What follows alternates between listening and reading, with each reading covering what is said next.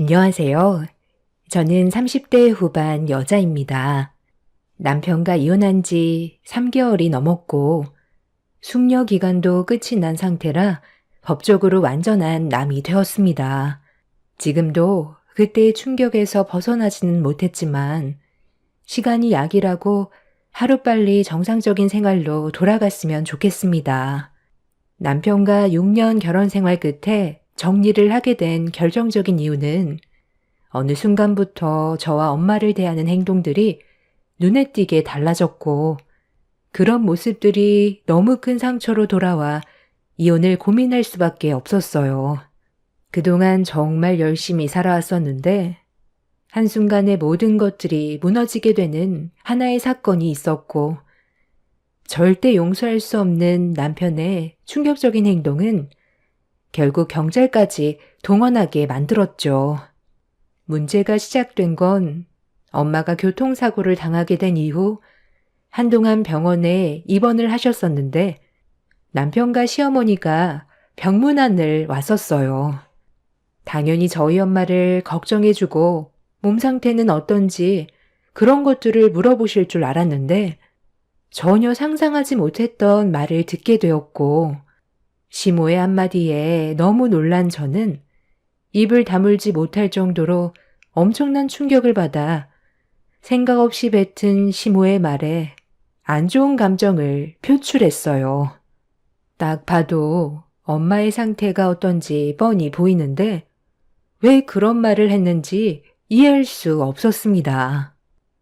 누구나 충분히 그럴 수 있어요. 돈이 궁하다 보면 몸으로라도 때워야 되겠지. 그런데 그거 몇 푼 벌려다가 세상 떠날 수도 있다는 거 모르는 건 아니시죠? 제가 봤을 때 일부러 차랑 부딪히는 척 연기를 해서 보험금 타먹으려고 한 것 같아 보이던데, 단순 접촉 사고라면서 굳이 입원까지 하는 이유가 뭐예요? 한 푼이라도 더 받으려고 그러는 거 아니겠어요? 이참에 정밀검사도 좀 받고 병원에서 푹 쉬면서 때 되면 삼시세끼까지 나오니까 잘됐다 싶었겠죠.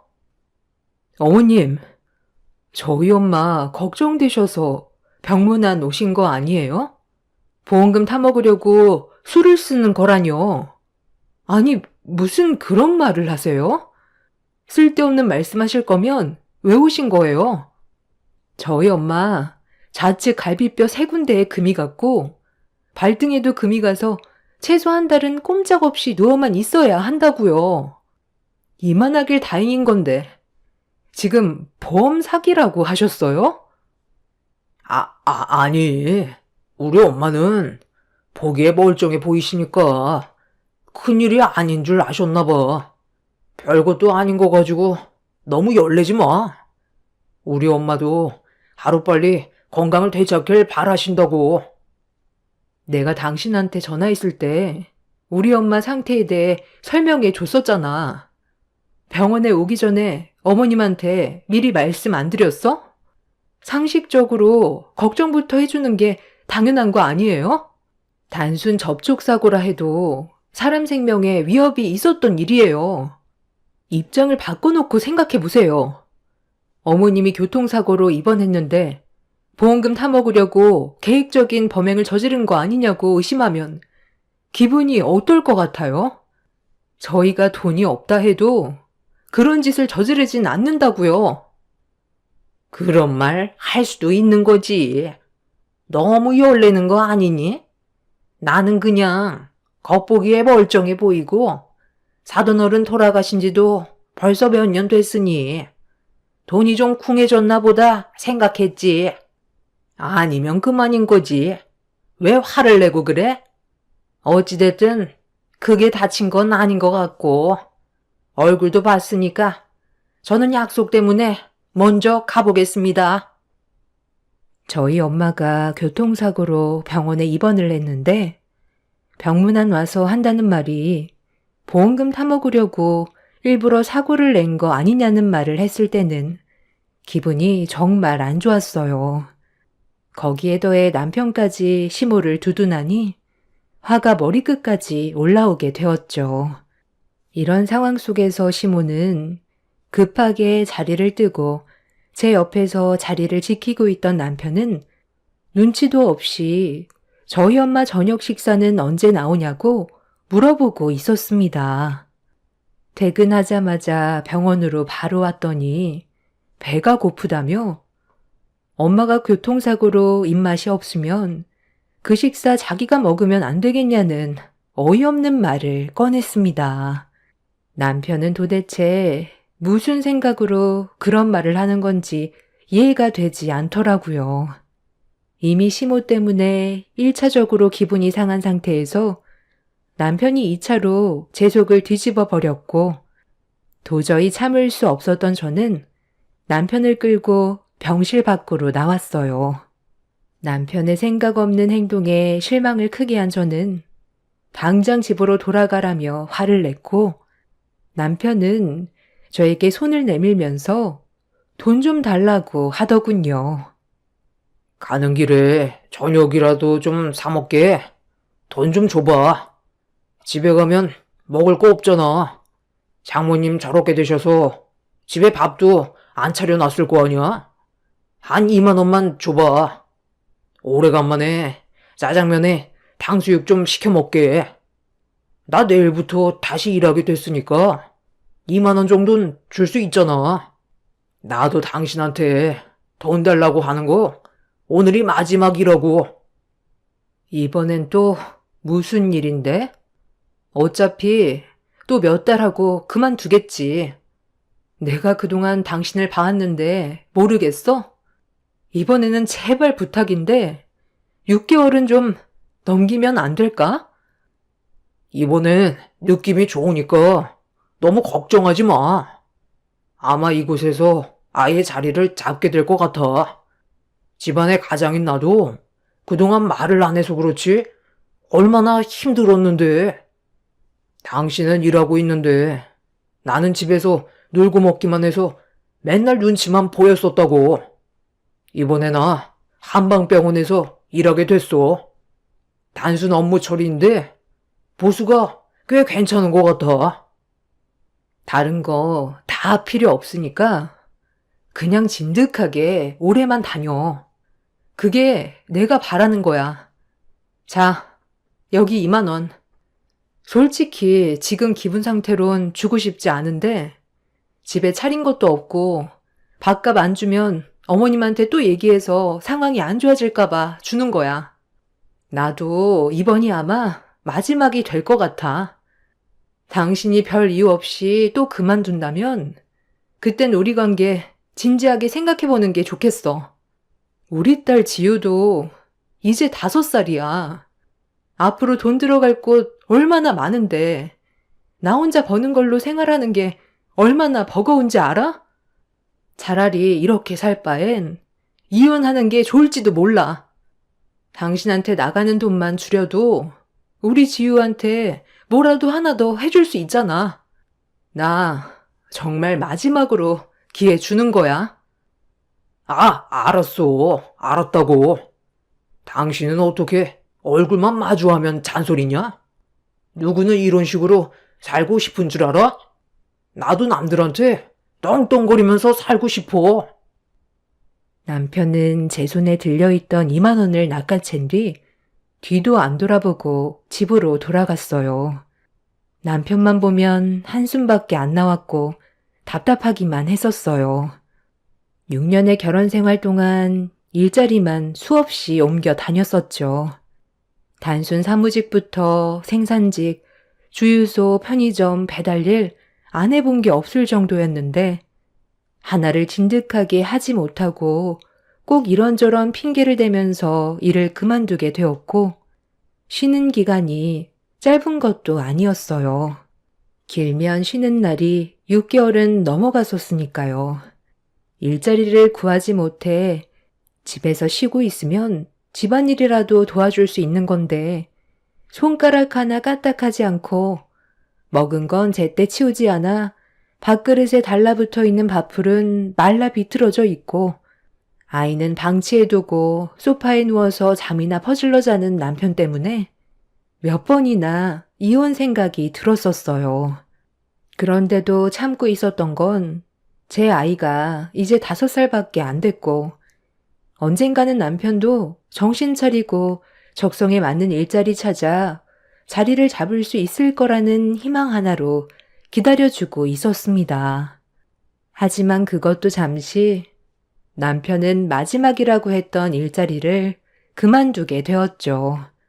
그래서 더는 함께 살기 너무 힘들다고 속에 있던 말들을 전부 다 꺼내놓게 되자 제 말을 듣던 남편이 꽤 큰 충격을 받았는지 다음 날부터 일자리를 알아보기 시작했어요. 하지만 그것도 오래가지 않을 것 같아 큰 기대는 하지 않았었고 한방병원에서 일자리를 구했다며 밥값을 받아갈 때 이번이 마지막이 될 것 같았어요.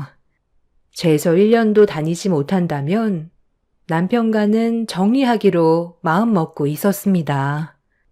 그렇게 남편은 한방병원에서 일을 하게 되었고 엄마는 병원에서 충분히 치료를 받은 뒤 퇴원을 하셨어요.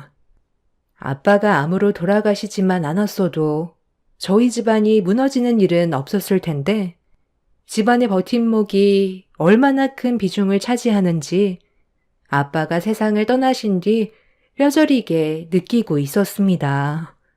그리고 저희 아빠가 살아 계셨을 때는 시어머니도 입을 함부로 놀리지 않았었는데 아빠가 떠나시고 엄마 혼자 남게 되자 시모는 저희 엄마와 가끔 얼굴을 마주할 때면 은근히 무시하는 말투로 상처를 줬어요. 엄마가 착해서 한 귀로 흘려 넘기는 거지. 성격 좀 있는 사람이었으면 시모의 머리채를 잡고 난리를 쳤을 겁니다. 병실에서 시모가 생각 없이 뱉은 말에 제가 오히려 욱할 정도로 개념 없는 행동을 자주 보였어요. 남편도 문제지만 시모도 그동안 남편과 결혼 생활을 지속해 오면서 저를 너무 힘들게 했었기 때문에 그만 포기하고 싶은 마음이 너무 컸었어요. 여러 가지로 시댁과 마찰이 많았던 터라 버티는 건 이미 한계를 넘어선 상태였어요. 그렇게 힘든 날들을 보내는 동안 남편은 새로 취업한 한방병원에서 꾸준히 일을 했었고 2달 동안 아무 일 없이 잘 다니고 있는 모습을 저에게 보여줬어요. 제가 힘들어한다는 걸 알기라도 하는 듯 열심히 다니고 있는 모습이 어느 정도 화를 가라앉히게 만들었습니다. 시모는 엄마가 입원했을 때 병문안 온 이후 제가 일부러 찾아뵙지 않았어요. 시모에게 안 좋은 감정 상태가 남아 있었기 때문에 굳이 먼저 연락드릴 필요 없다고 생각했었습니다.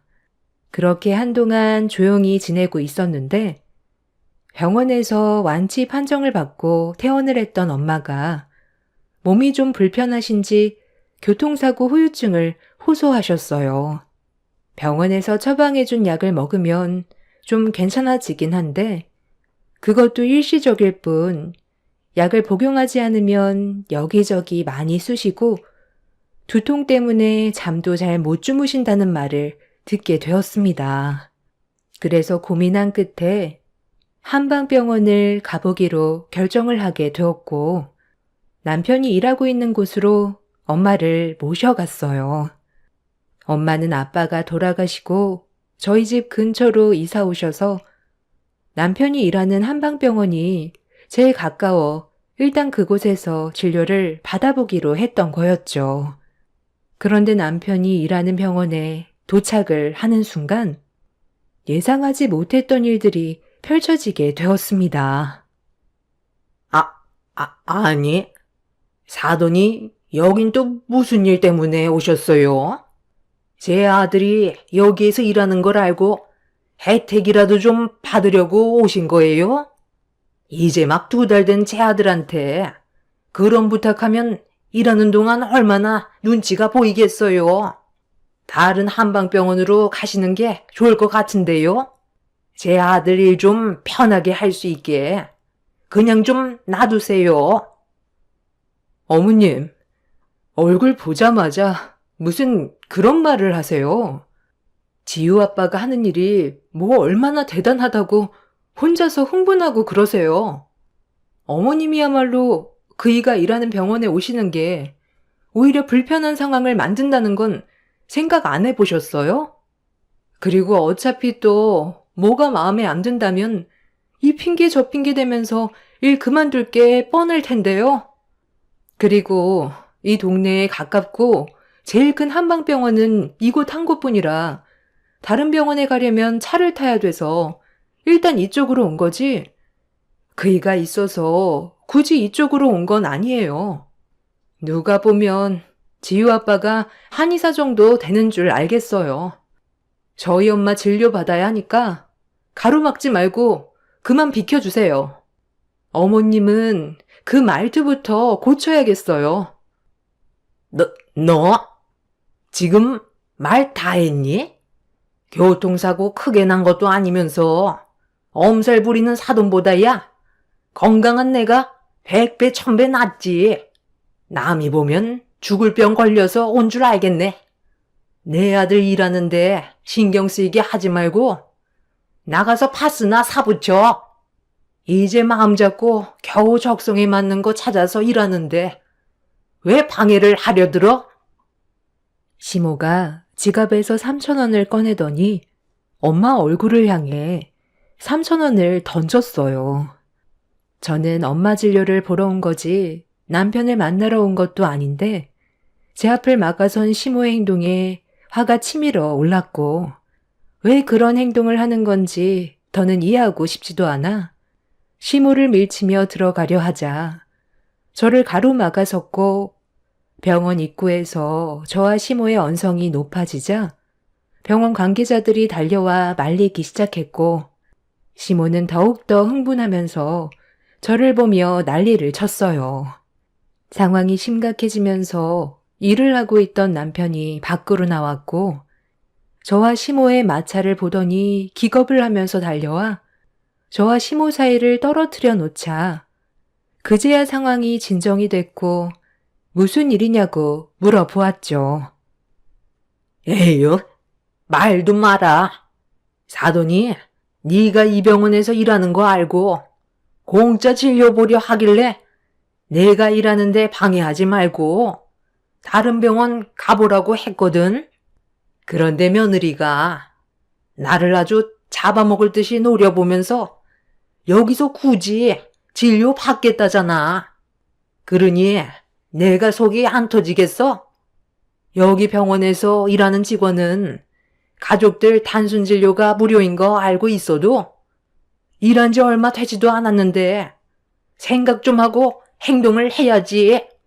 2달밖에 안 된 우리 아들이 얼마나 눈치가 보이겠어.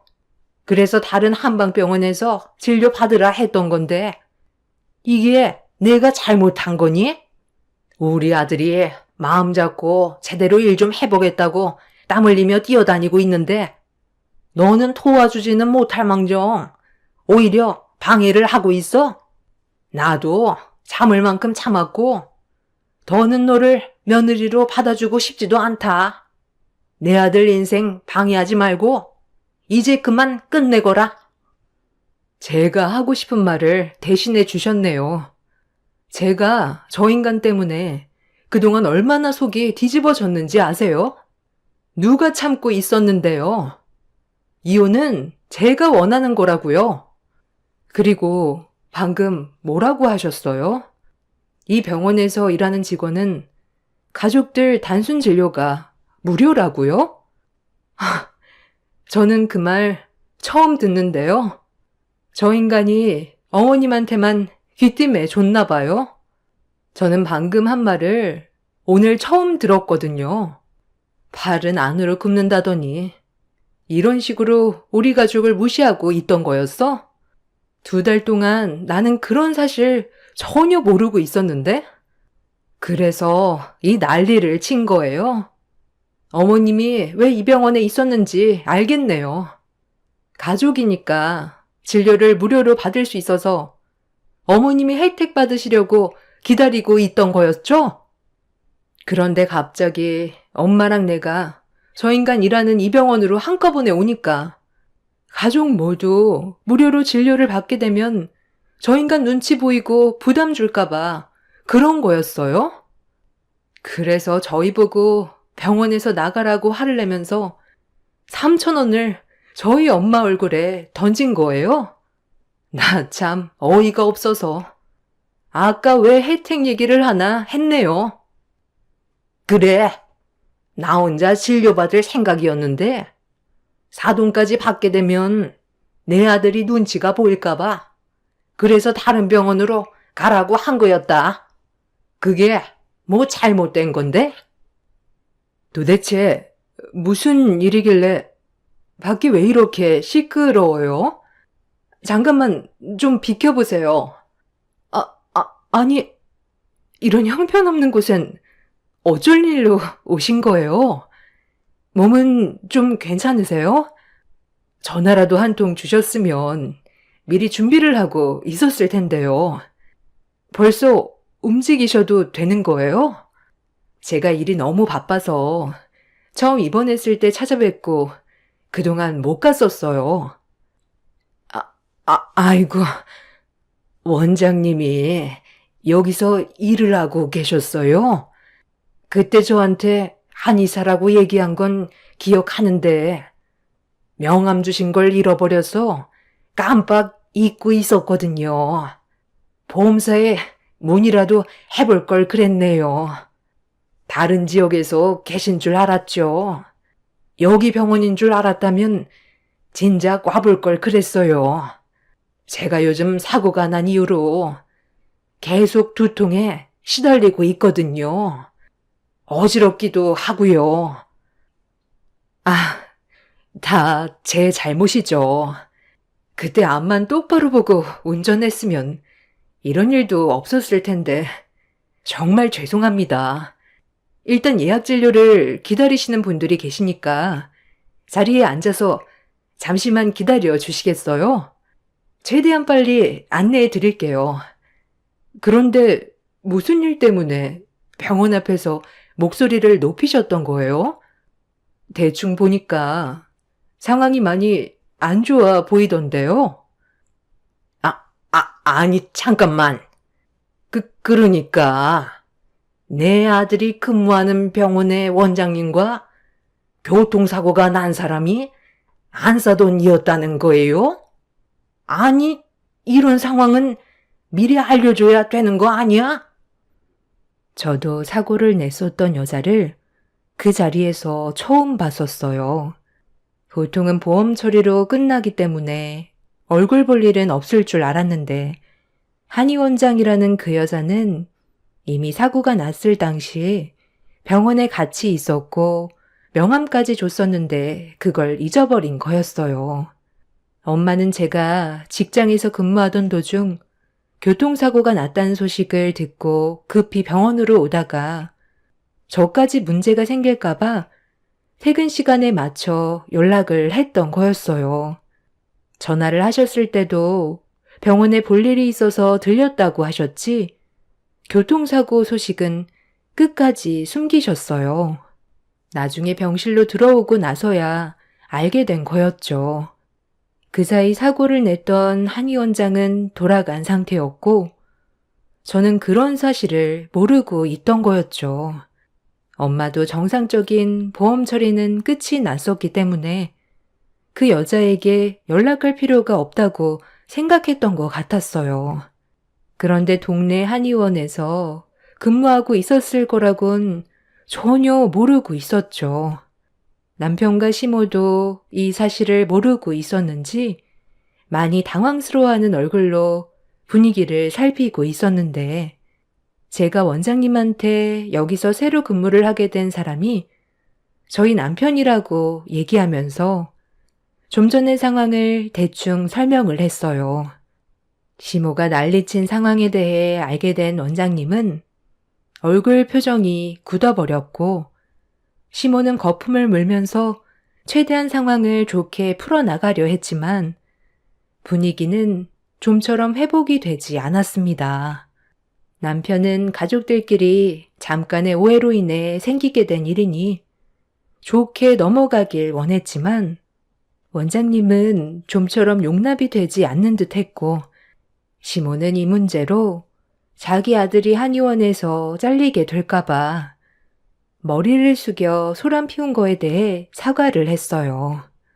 남편은 한의원에서 잡다한 일과 탕전실에서 약을 다리고 청소까지 하는 업무를 담당하고 있어요. 바쁠 때는 수납도 같이 한다고 들었는데 월급은 얼마 되지 않아도 꾸준하게 일을 할 수만 있다면 저는 그걸로 만족하고 있었습니다. 본인이 좋아하는 일을 하는 게 제일 중요한 거였으니까요. 그래서 저도 최대한 상황을 좋게 정리하려고 원장님한테 오해가 있었다는 걸 설명하려 했는데 그 순간 한의원에서 일하던 여자 직원이 갑자기 남편과 같이 일을 하지 못하겠다면서 눈물을 터뜨렸어요. 그러자 주변에 있던 다른 여자 직원들도 똑같이 남편이 일을 그만두길 원하고 있었습니다. 갑자기 예상하지 못한 상황에 당황한 저는 그 여자 직원들을 바라보고 있는데 제일 먼저 입을 열었던 여자 직원이 남편의 손에 있던 핸드폰을 가리켰어요. 그러자 남편은 급하게 핸드폰을 숨겼고 원장님이 핸드폰에 뭐가 있는지 물어봤지만 횡설수설하면서 말을 더듬고 있었습니다. 아무것도 없어요. 제 핸드폰에 뭐가 있겠어요? 요즘 배워야 될 업무가 많아지다 보니 잊어버리게 될까봐 핸드폰에 자료들을 저장해 둔 것밖에 없어요. 그런데 왜 직원들이 광진 씨가 그만두길 원하는 거죠? 그 핸드폰에 뭐가 들어있길래 여직원들이 눈물까지 흘리는 건지 제가 이 병원의 원장으로서 확인을 해봐야 할 것 같은데요. 오해라면 지금 이 자리에서 해결하는 게 좋은 거죠. 제가 좀 전에 문제로 광진 씨가 우리 병원에서 계속 근무하는 게 맞는지 고민을 하고 있었는데 갑자기 직원들이 그만두길 원한다고 얘기하는 것 보면 제가 모르는 뭔가 문제가 있겠죠. 당장 핸드폰 안에 뭐가 있는지 확인시켜주지 않는다면 경찰에 신고를 할 수밖에 없을 것 같네요. 끝까지 안 보여주겠다는 거예요? 그럼 어쩔 수 없죠. 지금 당장 경찰에 신고를 해야 되겠네요. 도대체 뭔데 그래? 왜 숨기고 말을 하지 않는 건데? 당신이 떳떳하면 핸드폰을 보여주면 되는 거잖아. 상황을 왜 계속 악화시키는 거야? 여기에서도 잘릴 거야? 그래, 일단 빨리 보여줘라. 이러다 여기서까지 잘리면 어쩌니? 네가 여기에서 일하는 게 즐겁다고 했었잖아. 적성에 맞는다며. 그럼 오해를 풀어야지. 원장님, 저 사람이 일을 배운답시고 핸드폰으로 자료를 촬영하는 것처럼 행동하더니 나중에 알고 보니까 실제로는 그게 아니었어요. 저만 이상하게 느끼는 줄 알았는데 다른 직원들도 저처럼 똑같이 느끼고 있더라고요. 그런데 나중에 알고 보니까 저희들 모습을 촬영하고 있던 거였어요. 한번 확인해 보세요. 제가 지워달라고 했었는데 자기는 모르는 일이라면서 끝까지 아니라고 하잖아요. 너무 불쾌하고 같이 일하는 게 힘들 정도예요. 맨날 말로는 5살 된 자기 딸 먹여 살려야 한다면서 온갖 불쌍한 척은 다 하고 뒤에서는 저희들 촬영하는데 얼마나 기분이 더러운 줄 아세요? 원장님도 아마 촬영했을 거예요. 당장 경찰에 신고해 주세요. 저는 여자 직원의 말을 듣는 순간 경악을 했어요. 제가 전혀 알지 못했던 남편의 또 다른 모습에 입을 다물지 못했고 도저히 믿을 수가 없어서 남편이 쥐고 있던 핸드폰을 빼서 확인을 해보려고 했지만 저에게도 끝까지 주지 않았습니다. 남편은 갑자기 그 자리에서 도망까지 치려고 하길래 한의원에 있던 사람들이 남편을 밖으로 못 나가게 막았고 잠시 뒤 경찰이 오면서 남편이 들고 있던 핸드폰을 확인할 수가 있었습니다. 그리고 그 안에는 충격적이게도 다른 여자 직원들과 원장님의 사진들이 수두룩하게 들어 있었어요.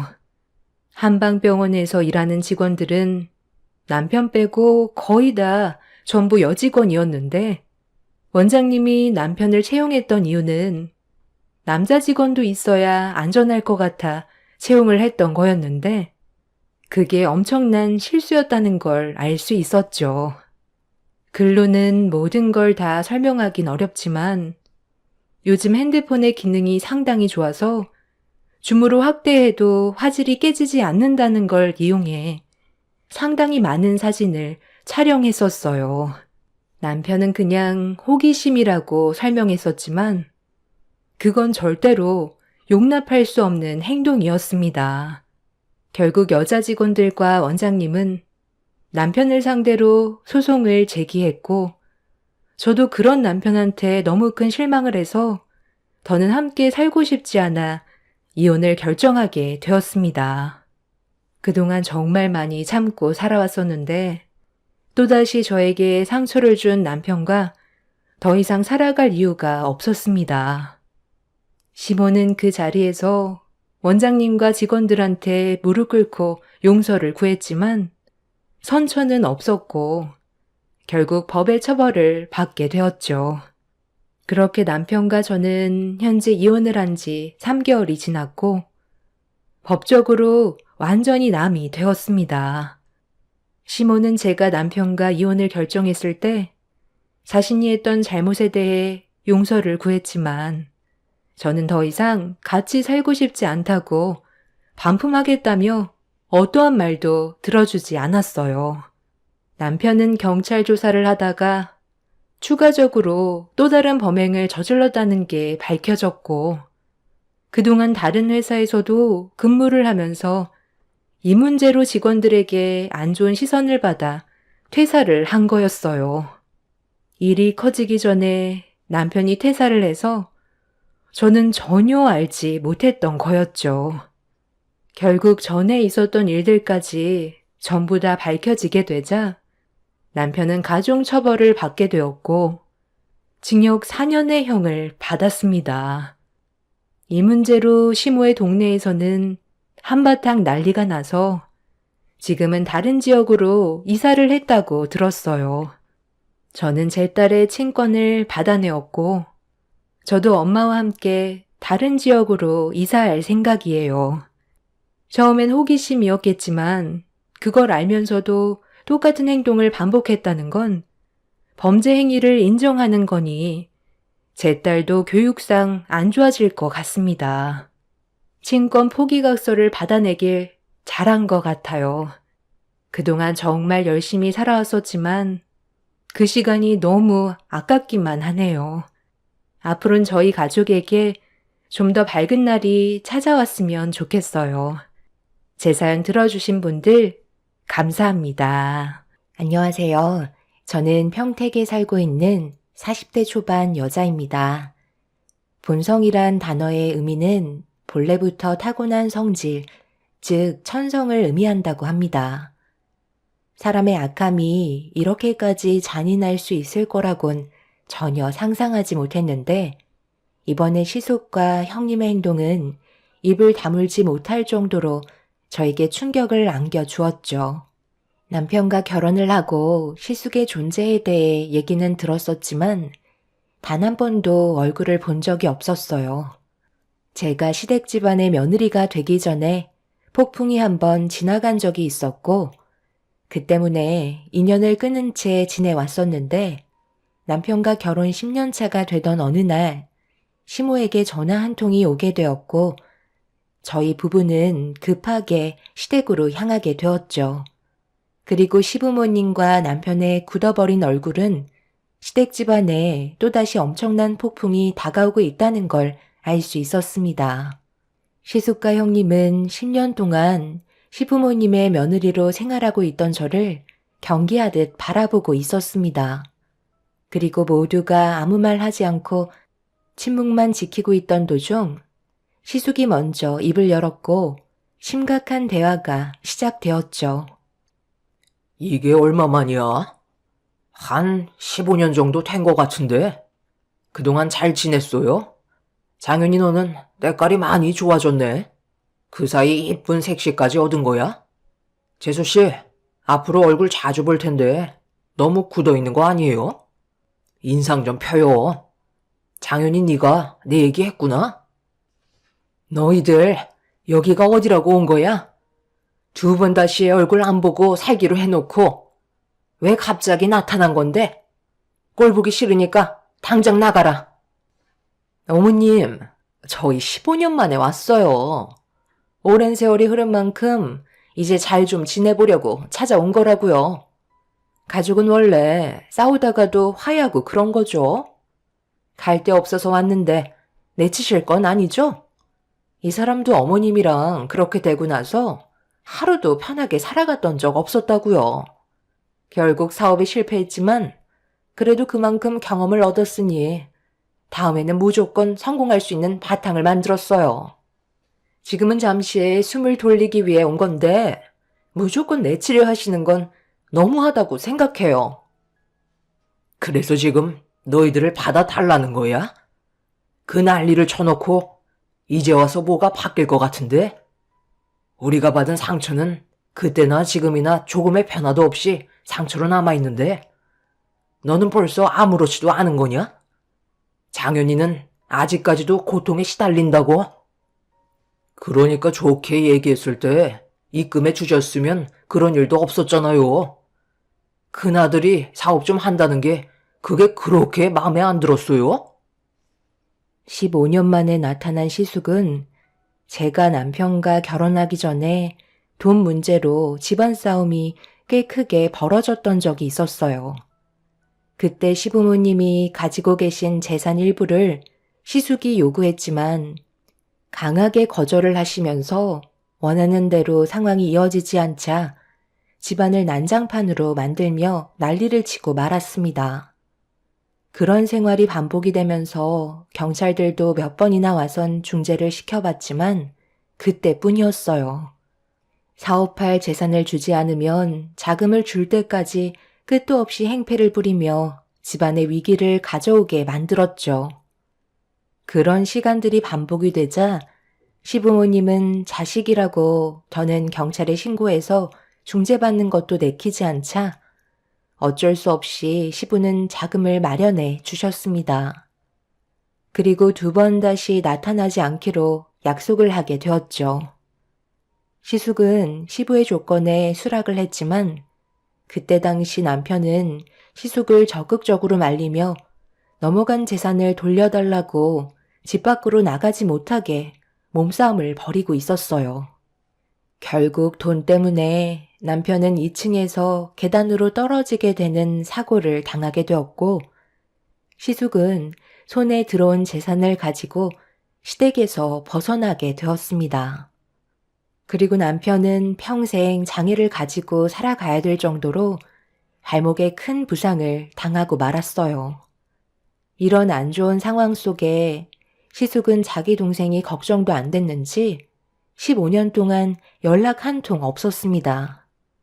그런데 갑자기 나타나선 사업이 망해서 오갈 데 없다며 다시 부모의 품으로 돌아온 시숙과 형님을 보고 있으니 앞날이 걱정돼서 또 다른 사고가 나는 건 아닌지 걱정이 되고 있었어요. 시숙은 과거에 안 좋았던 사고들에 대해 남편을 보며 진심의 사과를 하지 않길래 기분이 상한 저는 처음 본 시숙과 형님에게 불만을 터뜨리고 말았죠. 15년 만에 나타나서 하시는 말이 그것 말고는 없는 거예요? 일단 잘못을 하셨으면 용서부터 구하셔야 되는 게 우선 아닐까요? 동서, 우리 오늘 처음 얼굴 본 사이 아니야? 서로 조심해서 나쁠 거 없는데. 벌써부터 이러면 뒷감당은 할 수 있겠어? 형수와 형이 잘못한 건 세월이 흘러도 바뀌지 않아요. 정상적인 가족 관계를 원하시는 거면 지금 당장 무릎 꿇으시고 무엇을 잘못하셨는지 확실하게 얘기해 주셨으면 좋겠어요. 저희 부모님이 원하시는 게 뭔지도 잘 모르시면서 무작정 눌러 앉겠다고요? 저도 그날 이후 성격이 많이 변했기 때문에 이제는 그냥 넘어가지 않을 거예요. 서방님, 그동안 안 본 사이에 성격이 많이 변하셨네. 예전의 모습은 전혀 찾아볼 수가 없겠어요. 이제는 할 말 못할 말 가려서 하지도 않네요. 그러다 한쪽 다리마저 불구가 되면 어쩌려고 그래요? 괜히 이 사람 성격 긁지 않는 게 좋을 것 같은데요? 너 지금 말 다 했니? 내가 두 눈 시퍼렇게 뜨고 있는데 어디서 그런 험한 말을 아무렇지도 않게 내뱉는 거니? 너희들 인생길에 더 이상 우리 가족이 참견할 마음 없으니까 당장 내 집에서 나가라. 그때나 지금이나 변한 건 하나도 없구나. 엄마, 예전보다 성격이 많이 까칠해지셨네요. 이래서 저희가 두 다리 뻗고 마음 편히 지낼 수 있겠어요? 시부모님과 남편은 형님네에게 상당한 불만을 표출했지만 조금도 동조하지 않으면서 가지고 온 짐을 풀기 시작했어요. 그리곤 그날 먼 길을 오느라 피곤했다면서 나중에 다시 얘기하자며 방으로 들어가 버렸습니다. 저희 가족은 형님네의 행동을 보고 어이가 없어서 할 말을 잃었어요. 시부는 방으로 들어간 형님네회를 밖으로 부르기 위해 문이 부서질 정도로 내려치면서 화를 내셨지만 눈 하나 깜빡하지 않았습니다. 남편 말로는 시숙과 형님이 어떤 돌발 행동을 할지 모를 만큼 알 수 없는 성격을 가지고 있어서 항상 긴장의 끈을 놓으면 안 된다고 저에게도 조심하라며 걱정되는 눈빛을 보내오고 있었죠. 저는 여차하면 경찰을 부르면 된다고 했지만 형님네에는 경찰을 크게 상관하지 않는다면서 제 안전을 우선시했어요. 시부모님께서도 제가 다칠까봐 걱정을 하고 계셨죠. 이런 안 좋은 상황 속에 저희 부부도 집으로 돌아가는 건 또 다른 문제를 일으키게 되는 상황을 만들어줄 수도 있을 것 같아 시부모님 댁에서 나가지 않고 자리를 지키며 형님네가 나올 때까지 기다리고 있었습니다.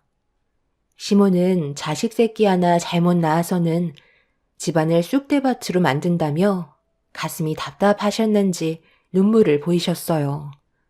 그렇게 몇 시간 정도의 시간이 흐르고 시숙이 방문을 열며 거실로 나왔어요.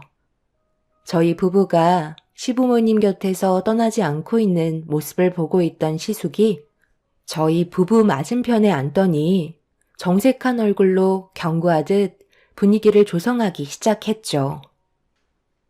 아직까지 여기서 뭐하고 있는 거야? 이런다고 상황이 달라지는 것도 아닌데 이제 그만 돌아가지 그래? 언제까지 있을 건데? 그걸 왜 형이 신경 쓰는 건데? 내가 부모님 집에 있겠다는데 불만이라도 있는 건 아니지? 형은 언제 이 집에서 나갈 거야? 내가 부모님 집에 있겠다잖아. 문제가 해결되면 자연스럽게 사라져 줄 테니까 걱정 마. 나는 뭐 노인네 냄새나는 이 집구석에 처박혀 있고 싶겠어? 쓸데없이 분위기 험악하게 만들지 말고 이제 그만 집으로 돌아가라. 너한테 줄 돈 없으니까 문제를 해결하겠다는 생각 말고 내 집에서 나가라니까 몇 번이나 말을 해야 알아듣는 거야? 엄마, 저 당분간 아무 생각 없이 쉬고 싶어요.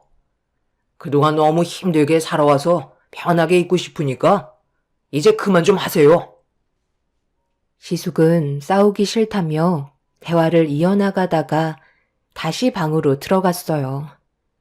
이런 분위기 속에 시부모님께서는 다음날 출근도 해야 되고 친정에 있는 애들도 데려와야 하기 때문에 형님네 때문에 저희 부부의 일정을 망치지 말라며 집으로 돌아가도 된다고 저희를 돌려보내셨어요.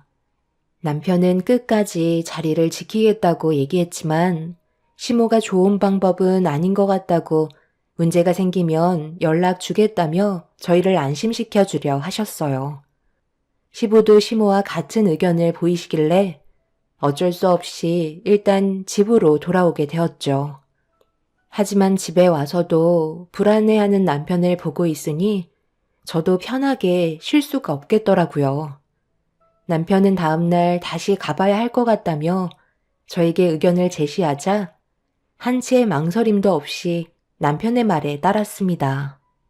그렇게 다음날 모든 일정을 마치고 또 다시 시댁으로 향하려 하는데 시모에게 연락이 왔어요. 저희가 쉬지도 못하고 올까봐 걱정하셨죠. 남편은 형님네가 어떤 식으로 행동을 하는지 여쭤보며 어떻게 돌아가고 있는지 상황을 파악하고 있었어요. 시모는 형님네가 아무런 액션도 하지 않고 조용하게 지낸다며 밥 먹는 시간 외에는 방에서 나오지 않는다고 설명해 주었습니다. 시모가 남편에게 계속해서 안심시키려고 이런저런 얘기를 꺼낸 뒤 나중에 정말 필요할 때 연락 주겠다며 저희 부부가 불필요하게 움직이는 걸 원하지 않으셨어요. 옆에서 시부 또한 시모와 같은 의견을 보이시길래 어쩔 수 없이 집에서 쉬게 되었죠. 그렇게 하루 이틀 시간이 흐르면서 큰일이 닥치지 않아 어느 정도 안심이 되기 시작했어요. 그러다 주말이 다가왔고 저희 부부는 형님네가 시댁에 온 지 일주일 만에 다시 얼굴을 마주하게 되었네요. 첫날보다 확실히 분위기는 많이 가라앉은 상태였어요. 형님은 아무 말 없이 묵묵히 주방에서 시모의 일을 도와주고 있었고 저도 시모를 도와 점심 식사 준비하는데 일손을 보탰습니다. 그렇게 모두가 또다시 모여 한자리에서 처음으로 식사를 하게 되었는데 조용하고 어색한 분위기는 음식이 입으로 들어가는지 코로 들어가는지 모를 만큼 상당히 껄끄럽기만 했어요. 주방에서 들리는 거라곤 숟가락과 젓가락이 움직이는 소리만 들려오고 있었습니다. 그렇게 서로가 아무 말 없이 식사를 하고 있는데 남편이 먼저 정적을 깨면서 형님네가 앞으로 어떤 계획을 가지고 있는지 물어보았고 시숙은 남편의 질문을 예상이라도 한 듯 바로 답변을 해주었어요. 그리고 저희 가족은 고민에 빠질 수밖에 없었죠. 아버지, 15년 동안 인연 끄는 자식이 무턱대고 찾아와서 아무런 계획 없이 신세만 지려고 찾아왔겠어요? 다들 어느 정도 진정이 됐으니까 하는 얘긴데 당분간은 푹 쉬고 싶어요. 재충전의 시간을 가진 뒤 계획했던 대로 다시 새로운 사업을 진행하려고요. 저번에도 설명드렸지만 그동안 운영했던 사업이 무너지게 되었거든요. 힘들게 달려왔던 만큼 일단 머릿속을 정리하고 싶은데 마땅한 곳도 없어서 아버지 집으로 찾아온 거예요. 오랫동안 머물 생각도 없으니까 이제 그만들 좀 얼굴 붉히세요.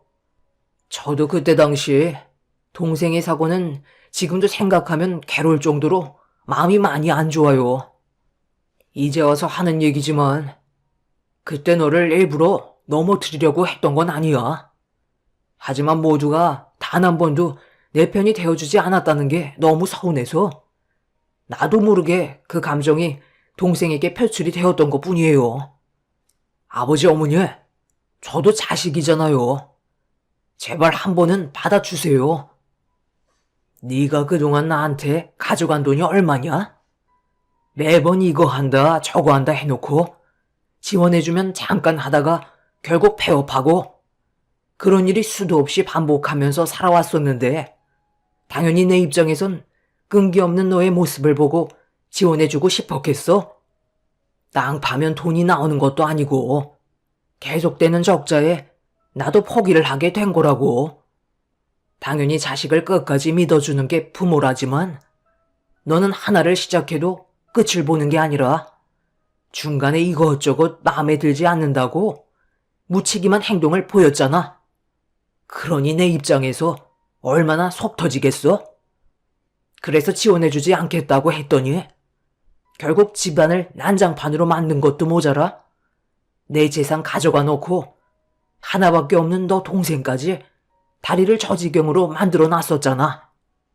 그런데 15년이 흘렀다고 아픔이 사라지는 것도 아닌데 한 번만 봐달라고? 용서를 구하려면 진작에 왔어야지. 상처의 골이 끝도 안 보일 정도로 깊어졌는데 이제 와서 우리가 좋은 반응을 한다는 게 더 이상하지 않니? 무슨 계획과 생각으로 내 집에 다시 왔는지 모르겠지만 더는 우리 집에 머물지 않았으면 좋겠다. 그게 내가 원하는 거고 우리 가족의 결정이다. 아무리 내 자식이라지만 이건 용서가 안 된다. 아버지, 어머니, 그리고 동생아, 내가 이렇게 무릎 꿇을게. 아무리 미워도 돌아서면 가족이라는 말이 있잖아. 우리도 좋은 관계를 유지할 수 있을 거야. 방법이 없진 않을 거라고. 그러니 딱 한 번만 나한테 기회를 주세요. 내가 잘한다니까.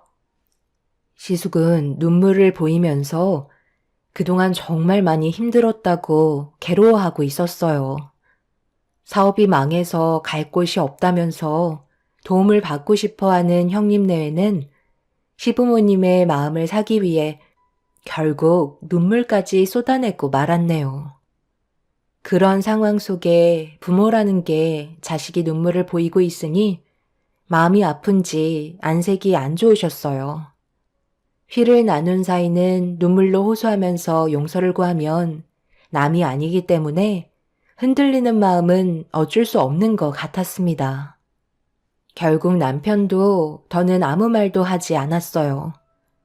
시부모님과 남편은 직접적으로 형님 내외를 용서해 주겠다고 얘기하진 않았지만 분위기는 어느 정도 받아들여주고 있는 것 같았습니다. 그날 이후 절대 가까워질 수 없을 거라고 생각했던 형님 내외와 조금씩 서로 알아가기 시작했어요. 그렇게 시간이 흐르면서 좋은 관계로 발전해 가자 남편도 긴장을 풀게 되었고 시부모님께서도 큰 사고를 일으키지 않던 형님 내외를 보며 마음을 놓고 있었어요. 저 역시도 시댁 식구들의 그런 모습을 보면서 경계를 풀게 되었죠. 그런데 어느 날 저희 가족에게 엄청난 사건 하나가 터지고 말았습니다. 저희 부부는 하는 일이 원래 워낙 바빴기 때문에 시댁에 자주 왕래를 할 수 있는 상황은 아니었어요. 그동안 무리해서 시댁에 갔었던 거였죠. 그런데 별 문제가 없으니 더는 그렇게 할 필요가 없다고 판단하게 되면서부터 시간적 여유가 있을 때를 제외하곤 시댁에 가지 않았었어요. 그런데 저희가 너무 긴장을 하지 않고 있었는지 어느 날 불시에 남편과 함께 시댁을 찾아가게 되었는데 저희를 마중 나온 형님과 시숙의 표정에서 당황한 모습이 무언가 불안감을 안겨주었죠. 아버님, 어머님은 어디 가셨어요? 그런데 보일러를 너무 세게 틀어놓으신 거 아니에요? 발바닥이 뜨거울 정도예요. 형, 이건 너무 낭비 아니야? 기름값 엄청 나오겠어. 형도 러닝만 입고 있는데도 땀이 흐르고 있잖아.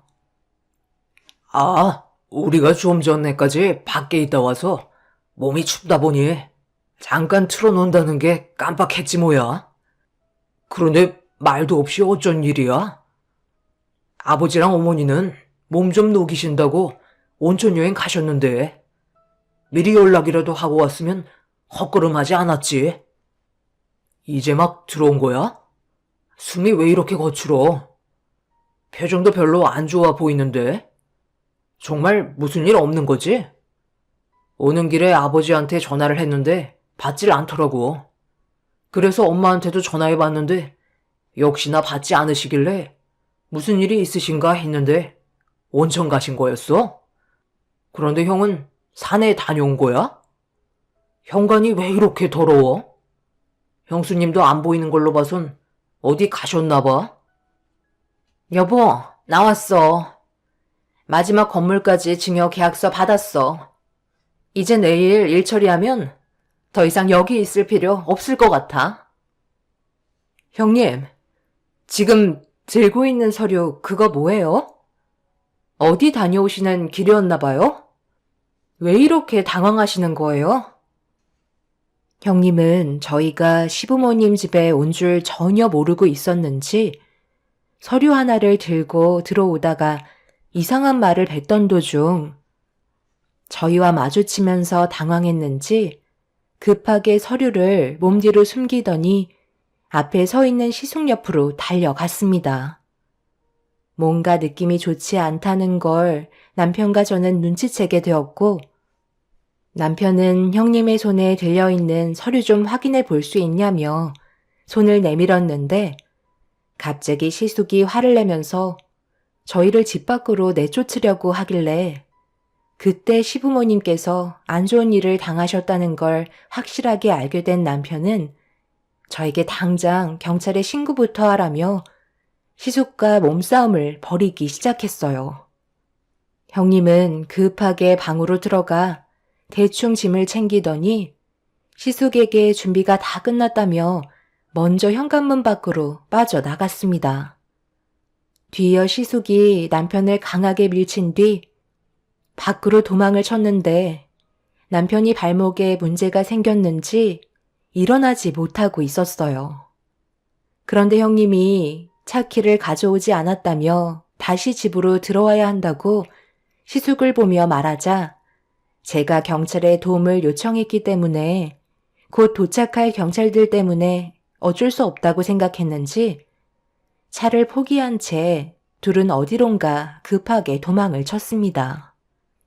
시숙은 러닝만 입은 채 형님과 시야에서 사라지게 되었고 남편은 발목을 붙잡으며 고통스러워하고 있었어요.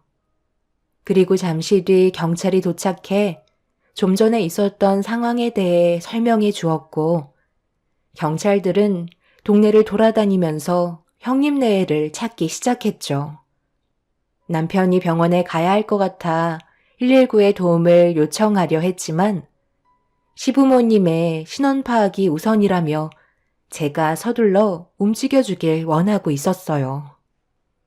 저는 급하게 동네를 돌아다니면서 시부모님을 찾아다녔지만 어디에도 조금의 단서조차 발견이 되지 않아 불안해하고 있는데 남편이 현관문에 진흙과 낙엽으로 떨어진 걸 보고 시숙에게 한마디 했던 게 갑자기 떠올라 시댁집 뒷산으로 급하게 방향을 틀었어요.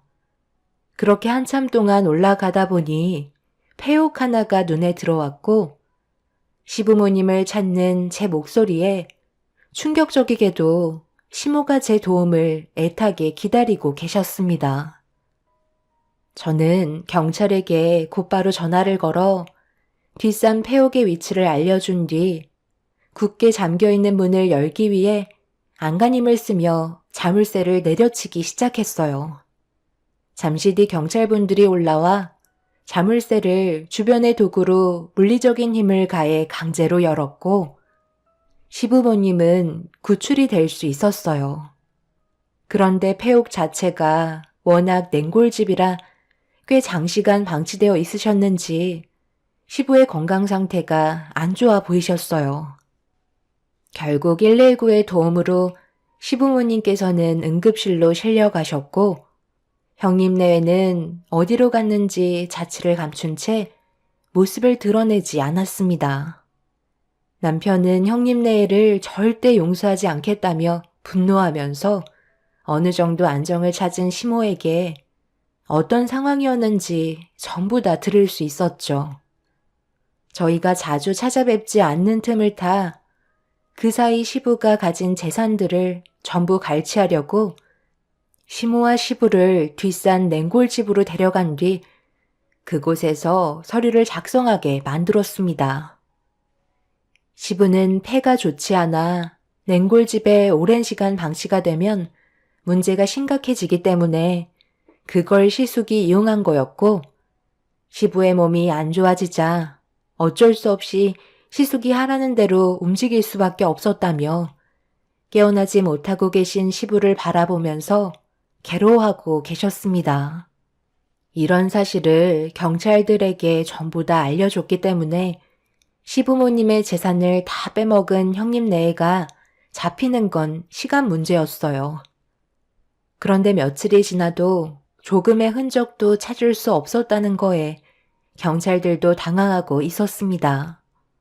주변 CCTV에도 잡히지 않아 하늘로 솟지 않는 이상 단서가 나와야 하는데 하나도 발견하지 못했다는 거에 경찰들도 난처해하고 있었는데, 다음날 담당 경찰에게 전화가 와서 받는 순간 경악을 하고 말았습니다.